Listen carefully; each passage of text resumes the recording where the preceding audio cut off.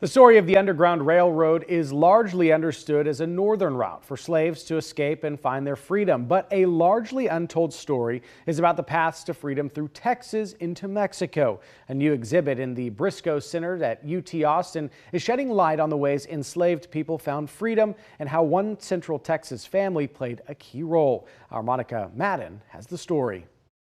Preserved papers. This is the free papers of Susan Ann White from Warren County in Mississippi. This is 1837. Tell the story of real people and what it took to be a free person of color before the Emancipation Proclamation. This provides us with real primary source evidence of the experience that people went through trying to gain their freedom and trying to exist in a world where they were born without human rights. Many of them also took a path south, a lesser-known story from the era. People who lived in Texas who were enslaved, people who lived in Louisiana who were enslaved, would have found it much more practical to go down to the Rio Grande, where just south of the Rio Grande, Mexico had already abolished slavery.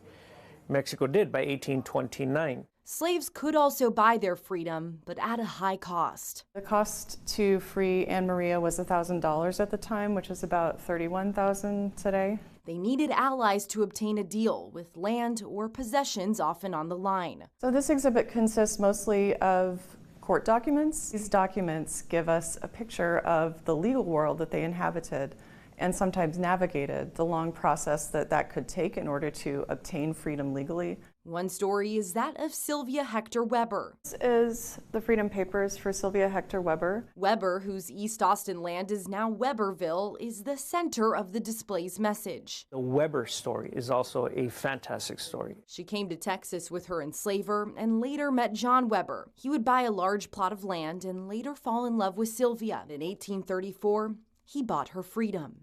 The couple were given several months to quote-unquote pay using the lives of 2 children in exchange for Sylvia and her children's freedom. And the document that we have on display explains that. We know from other research that this was not paid. The Webers ended up losing their land. John Weber put up his property as collateral for Sylvia and their 2 children.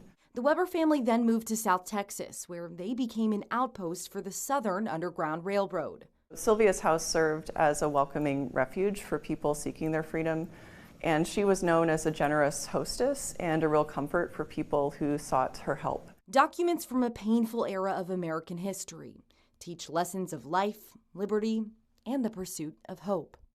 Monica Madden, KXAN News. Historians say after the Civil War ended, many of the documents kept by the Confederacy were burned, leaving many details of Sylvia's story unknown. The Briscoe Center is free to the public on weekdays. The Freedom Papers exhibit will be open until the end of June.